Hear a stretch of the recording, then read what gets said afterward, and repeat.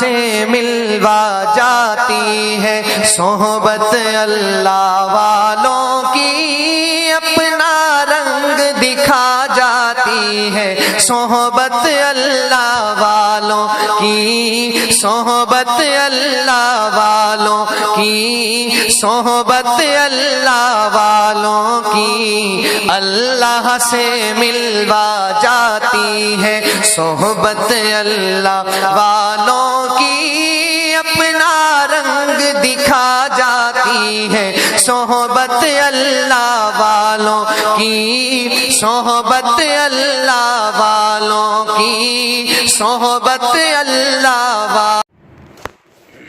سورہ نساء 5واں پارہ ہے اور 5ویں پارے کے 3 رکوع ختم ہو چکے، چوتھا رکوع جاری ہے۔ چوتھے رکوع کی دوسری آیت سے ہے، آیت نمبر 44 سورہ نساء کی آیت نمبر 44۔ اعوذ باللہ من الشیطان الرجیم، بسم اللہ الرحمن الرحیم۔ ألم تر إلى الذين أوتوا نصيبا من الكتاب يشترون الضلالة ويريدون أن تضلوا السبيل والله أعلم بأعدائكم وكفى بالله وليا وكفى بالله نصيرا من الذين هادوا يحرفون الكلم عن مواضعه ويقولون سمعنا وعصينا واسمع غير مسمع وراعنا ليا بألسنتهم وطعنا في الدين ولو أنهم قالوا سمعنا وأطعنا واسمع وانظرنا لكان خيرا لهم وأقوم ولكن لعنهم الله بكفرهم فلا يؤمنون إلا قليلا صدق الله العظيم۔ ألم تر إلى الذين أوتوا، کیا آپ نے نہ دیکھا جن کو ملا نصیباً کچھ حصہ من الکتابی کتاب میں سے، یشترون وہ خریدتے ہیں الضلالہ گمراہی، ویریدون اور ارادہ کرتے ہیں یعنی چاہتے ہیں ان تضلوا السبیل کہ آپ بھی راستے سے گمراہ ہو جاؤ، بہک جاؤ۔ واللہ اعلم، اللہ خوب جانتا ہے۔ یہ اعلم افضل کے صیغے کے پر ہے کہ خوب جاننا۔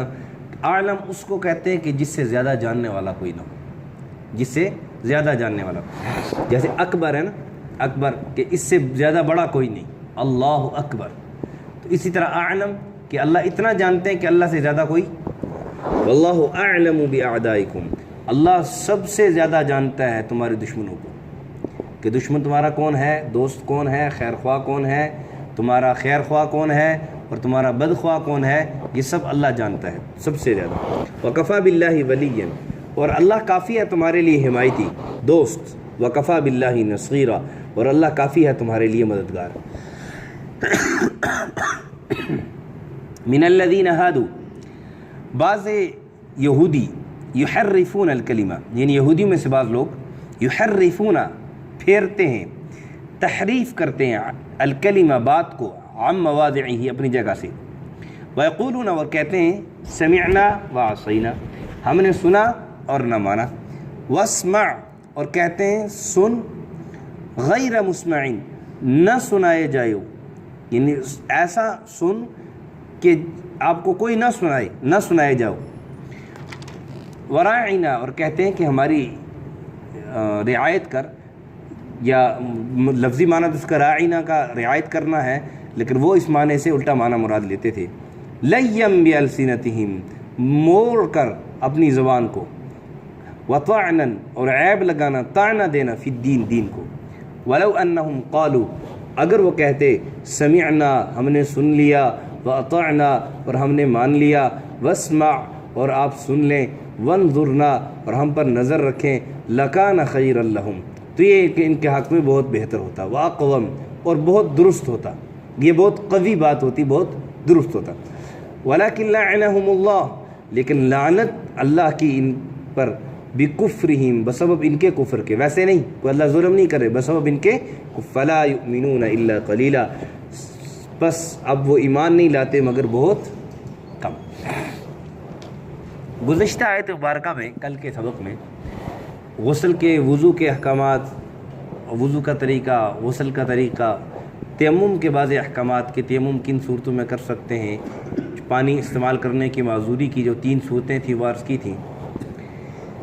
آخری بات یہ رہ گئی تھی کہ تیمم کس چیز پر کر سکتے ہیں، تو اس کے لیے ایک قاعدہ کلیہ یاد رکھیں، پھر انشاءاللہ سمجھنا آسان ہو جائے گا۔ قاعدہ یاد رکھیں، بنیادی بات یاد رکھیں، اس بات کی بنیاد پر پھر آپ جہاں بھی جائیں آپ کے لیے سمجھنا آسان ہو جائے گا کہ میں اس پہ تیمم کر سکتا ہوں یا نہیں کر سکتا۔ تو ہر وہ چیز جو جن سے زمین سے ہو اور آگ اس کو جلا کر راکھ نہ کرتی ہو اس پہ آپ تیمم کر سکتے ہیں۔ بہت سارے لوگوں کا خیال یہ ہے کہ تیمم پتھر پہ تیمم نہیں کر سکتے، اگر اس پر دھول ہو پھر تیمم کر سکتے ہیں، ورنہ اس پہ تیمم نہیں کر سکتے، یا اینٹ ہے چاہے پکی ہے چاہے کچی ہے اس پہ تیمم نہیں کر سکتے، اگر اس پہ دھول ہو تو تیمم کر سکتے ہیں، نہ ہو تو نہیں کر سکتے۔ نہیں، دھول ہو یا نہ ہو، ماتھے پر، منہ پر یا بازو پر دھول ملنا تیمم کا مقصود نہیں ہے۔ تو ہر وہ چیز جو جن سے زمین سے ہو اور آگ اس کو جلا کر راکھ نہ بناتی ہو اس پر آپ تیمم کر سکتے ہیں۔ ہاں، ایک کپڑا ہے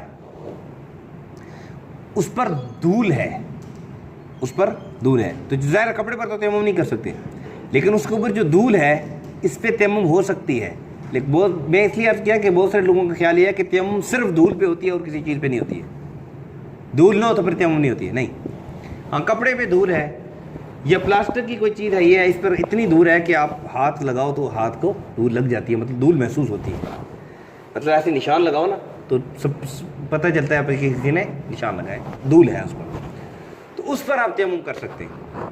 تو وہ گویا دھول پر تیمم ہوا، کپڑے پر تیمم نہیں۔ یا ایک کپڑا ہے اس کو آپ ایسے ضرب لگاؤ نا تو اس سے دھول اٹھے، اتنی اس کے اوپر دھول ہے کہ کپڑے پر ضرب لگا رہے ہو آپ، ایسے کپڑے کو ہلایا اس سے دھول نکل رہی ہے، اس پر آپ تیمم کر سکتے ہیں۔ تو بنیادی قاعدہ کلیہ کیا ہے کہ جن سے زمین سے ہو اور آگ اس کو جلا کر راکھ نہ کرتی ہو اس پہ تیمم کر سکتے ہیں۔ پھر آخر میں اللہ تعالیٰ نے فرمایا تھا کل کے سبق میں، ان اللہ کان عفوا غفورا، اللہ نا اپنے نبی کا بھی محافظ ہے، نبی کی بھی حفاظت کرتا ہے، آج کی آیتوں میں بھی آئے گا کہ کسی قسم کا عیب اپنے نبی پر کوئی لگا سکے، کوئی اس کا شبہ کر سکے، اس کی بھی اللہ نے نفی فرمائی ہے، کیونکہ اللہ نے خاتم الانبیاء، امام الانبیاء بنا کر بھیجا ہے، اور اسی طرح اس کے ساتھ ساتھ اس نبی کے جو خاص حواری تھے، خاص صحابہ جو اس نبی پاک صلی اللہ علیہ وسلم کی صحبت میں رہے، ایمان کی حالت میں نبی پاک صلی اللہ علیہ وسلم کی صحبت میں رہے اور ایمان ہی کی حالت میں اللہ نے ان کو وفات دی، ان کی اللہ تعالیٰ پھر قیامت تک اللہ تعالیٰ ان کی بھی حفاظت فرماتے ہیں کہ کوئی کسی کی جرأت نہ ہو کہ ان کی خراب زبان درازی کرے۔ اس لیے کہہ دیا ان اللہ کان عفوا غفورا کہ چند صحابہ سے نماز کے دوران جو غلطی ہوئی، اس وقت چونکہ شراب حلال تھی اور شراب پینا ناجائز ہونے کی جو وہ حکم نازل نہیں ہوا تھا، اور پی لی اور نماز میں غلطی ہو گئی، اور ایسی غلطی تھی جس سے نماز تو بظاہر بھی ٹوٹ جاتی ہے، لیکن چونکہ شراب کے وہ نشے کی وجہ سے وہ غلطی ہو گئی تو اللہ نے کہا کہ وہ میں نے ان کو معاف کر دیا، میں نے ان کو معاف کر دیا کہ شراب کے حرمت کے حکم سے پہلے اگر کسی نے کوئی شراب پی ہے، اس کی وجہ سے کوئی خرابی پیدا ہوئی ہے، چاہے نماز میں ہے چاہے کسی چیز میں بھی، تو اللہ فرماتے ہیں کہ میں نے ان کو معاف، جب اللہ نے کہہ دیا معاف کر دیا، پھر کسی کی کوئی جرأت ہے کہ کوئی فضول زبان درازی کرے؟ بدلہ حساب کس نے لینا ہے؟ اللہ نے لینا ہے نا، ہم بندے کس کے ہیں؟ عبادت کس کے لیے کرتے ہیں؟ اللہ کے لیے کرتے ہیں. جب اللہ نے کہہ دیا معاف کر دیا, پھر ہمارا کوئی حق نہیں بنتا کہ ہم زبان کھولیں ان کے خلاف. پھر ان اللہ لا يحب من كان مختالا فخورا, یہود کا وہاں سے لے کر کل کی جو آیت تھی جو رکوع ختم تک, یومئذ یود الذین کفروا وعصوا الرسول لو تسوى بهم الارض ولا یکتمون اللہ حدیثا, اس آیت تک یہود کی قباحتوں کا ذکر تھا. اب درمیان میں ضمن میں یہ نماز کی ادب اور اس کے متعلق بات رکھی. اب پھر دوبارہ اس آیت سے الم تر الی الذین اوتوا النصر والکتاب, یہود کی قباحتوں کا ذکر ہو رہا ہے.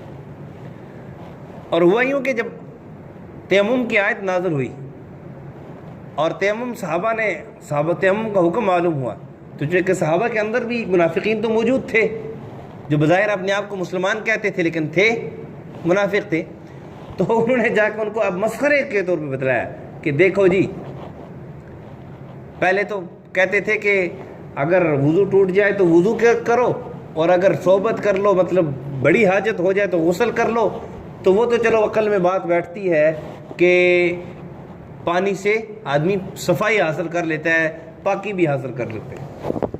لیکن ان کو دیکھو عجیب باتیں کر رہے ہیں کہ دیکھو جی کہ پانی نہ ملے تو مٹی اپنے اوپر مل لو, اس سے تم پاک ہو جاؤ. بھائی یہ حکم کس کا ہے؟ وضو ٹوٹ جائے تو وضو کرنے کا حکم کس کا ہے؟ اللہ کا ہے نا.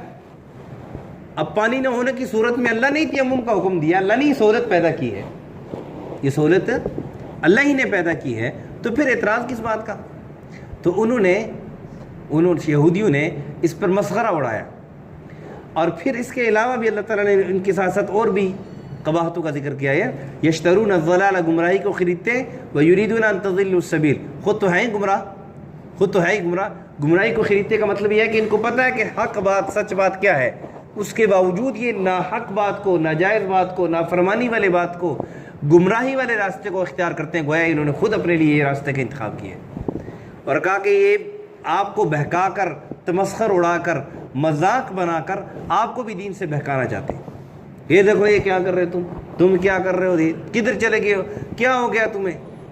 تو بہت سے لوگ جب نماز پڑھنا شروع کر دیں, نعوذ باللہ ثم نعوذ باللہ, کیا کہ تو پکا ہی, اس کو ایسا لفظ کہتے ہیں کہ وہ لفظ عام مشہور ہے, میں زبان سے اپنی زبان کیا کہ وہ زبان گندی نہیں کرنا چاہتا وہ لفظ ادا کر کے, کیوں کہتے ہیں جی پکا تو مسجد والا ہی بن گیا ہے. اس کو پنجابی میں کنورٹ کر کے خود سمجھیں کیا ہوتا ہے, کہ پکا ہی تو مسجد والا بن گیا جو ہم.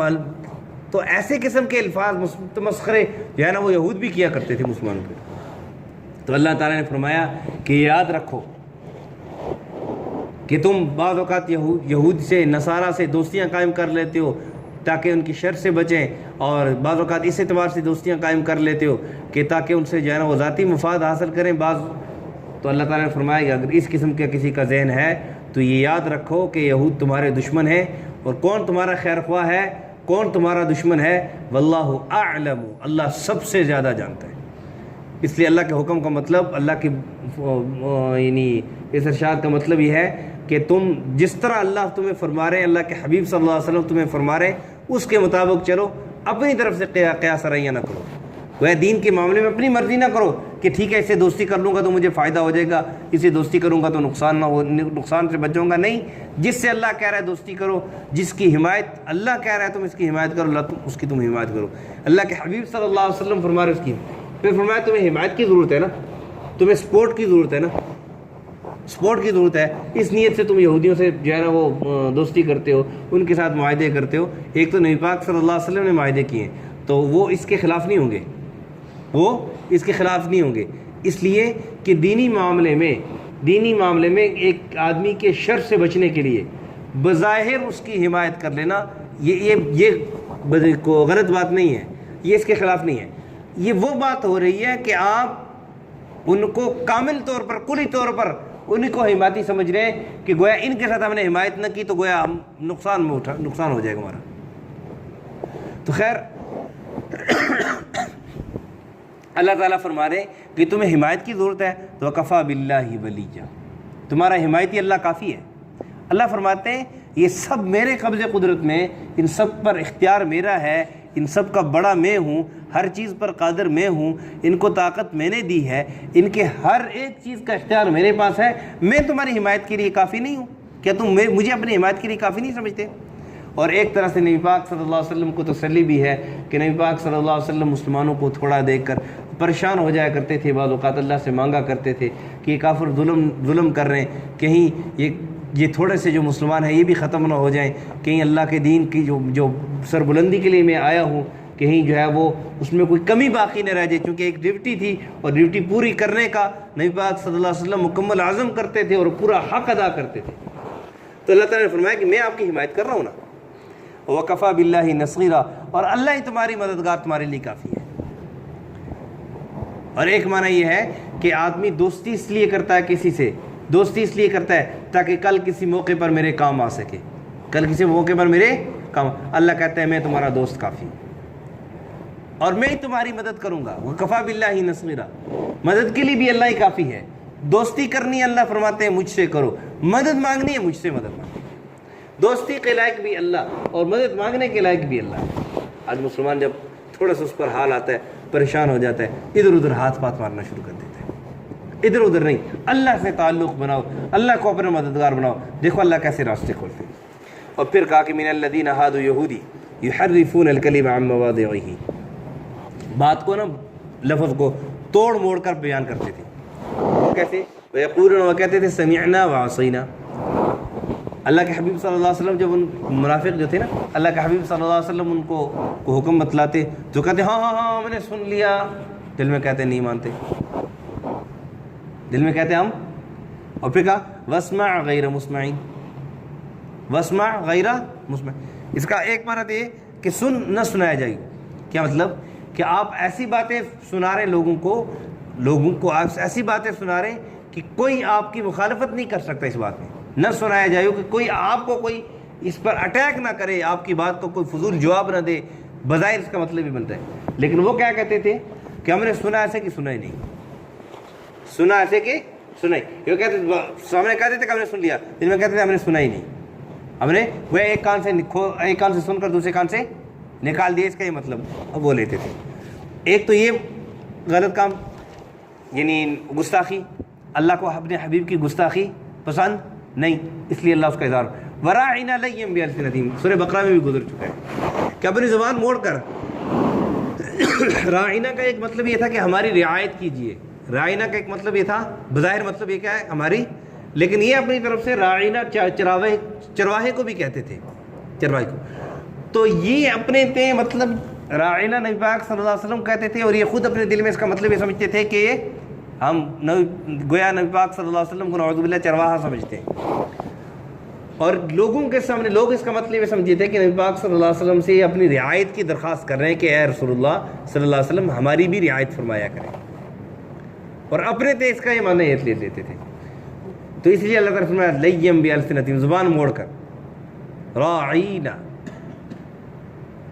تو وطعنا فی الدین، اور دین میں عیب لگانے کی، دین میں کمی پہ ڈھونڈنے کے لیے کہ دیکھو ہم تو تمہارے اتنے بڑا نبی، اگر یہ نبی ہوتا ہم اس کو اتنی بڑی اس کی گستاخی کر رہے ہیں، اس کو چرواہا کہہ کے پکار رہے ہیں، اور یہ جو ہے نا اس کو سمجھ ہی نہیں آ رہی ہے، اس کو پتہ ہی نہیں چل رہا ہے۔ تو اگر یہ نبی ہوتا تو اس کو پتہ چلتا نا ہم اس کے ساتھ کیا کر رہے ہیں، دین کے اندر عیب جو معلوم کرنے کے لیے۔ تو اللہ تعالیٰ نے کہا کہ دیکھو اللہ انسان پر کتنا رحیم ہے، کریم ہے، سمجھاتے ہیں کہ بندے یہ غلط ہے، اب یہ غلط بتلا دیا کہ یہ جو کرتے تھے وہ کیا ہے، غلط۔ اب اللہ نے آگے صحیح بھی بتلا دیا کہ اگر صحیح یہ ہے، اگر وہ یہ صحیح کرتے تو یہ ان کے حق میں بہتر ہوتا۔